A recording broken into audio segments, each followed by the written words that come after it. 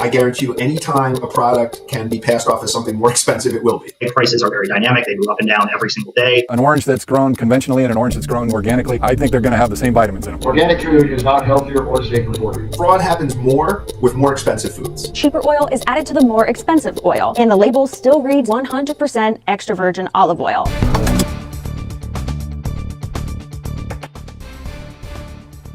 Good evening, I'm Siti Naifah binti Muhammad Nasir, and today we are delving into the intricate world of inflation. From understanding its meaning to exploring what caused inflation, plus stay tuned as we uncover the impact of inflation on students in their daily life. But what exactly is inflation? Inflation is the persistent rise in the general price level of food and service over time. In simple terms, it's the reason your money may not stretch as far as it used to. Now, let's turn our attention to the cause of inflation. Several factors contribute, but a key player is the increase in the money supply. When there's more money circulating in the economy without a corresponding increase in goods and service price, tend to climb. Today, we bring the focus closer to home. The student of University Utara Malaysia (UUM), let's find out what inflation means for them and how it affects their daily life. Hai, hari ini saya bersama seorang pelajar UUM. Boleh awak kenalkan diri? Nama saya Natasha Maira binti Muhammad Karuniza, merupakan pelajar semester 1 dan mengambil jurusan kewangan. Boleh saya tanya awak beberapa soalan tentang inflasi? Boleh? Awak tahu tentang inflasi? Apa yang saya tahu mengenai inflasi ini ialah merupakan peningkatan tingkat harga umum terhadap barangan secara berterusan di mana ini berlaku di dalam ekonomi negara kita. Apakah yang anda faham tentang inflasi?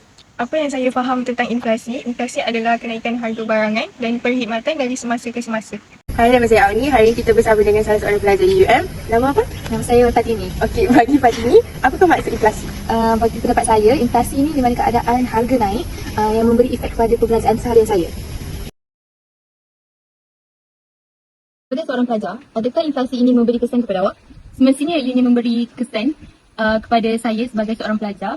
Antaranya adalah peningkatan harga barangan harian dan juga peningkatan harga makanan. Sebagai contoh, sebelum saya datang ke UUM ini, harga ayam gunting adalah sebanyak RM5. Tetapi pada zaman sekarang, peningkatan harga telah berlaku di mana menaik menjadi RM12. Soalan kedua, adakah inflasi memberikan kesan buruk atau baik untuk anda sebagai seorang pelajar? Sebagai seorang pelajar, saya mendapati inflasi dia tidak memberi kesan baik kepada saya.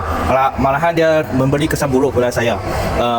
Terutamanya untuk kehidupan seharian saya di UM ini, walaupun macam saya makan untuk makanan, untuk berbelanja untuk makanan atau minuman, harga tu dia semakin tinggi.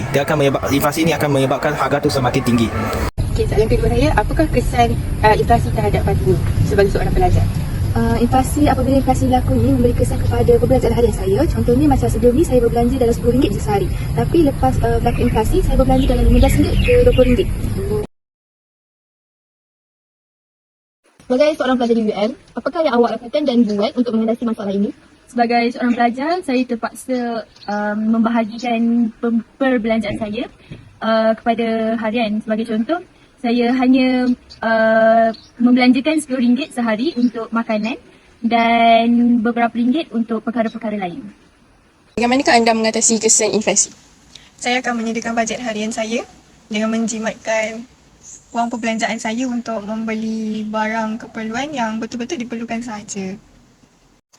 Selain itu, saya akan mengenapikan semua kehendak saya supaya dapat menjimatkan wang perbelanjaan untuk meneruskan kehidupan. Okey, sebagai seorang pelajar, apakah yang anda boleh buat untuk mengatasi masalah inflasi ini? Sebagai seorang pelajar, saya akan bandingkan harga barang dahulu sebelum membuat pembelian terhadap barang tersebut. Okey, yang kedua, untuk setiap pembelian saya akan merekodkan pembelian itu supaya saya tidak melebihi bajet setiap hari saya. Okey, soalan saya seterusnya, macam mana Fatini mengatasi masalah inflasi? kalau ikut cara saya kurangkan perbelanjaan saya. Contohnya masa sebelum ni saya makan 3 kali sehari. Sebelum lepas belakang inflasi ni saya makan 5 kali sehari je. Okey, bagi Fatimi apakah cadangan yang kita boleh buat untuk mengatasi masalah inflasi?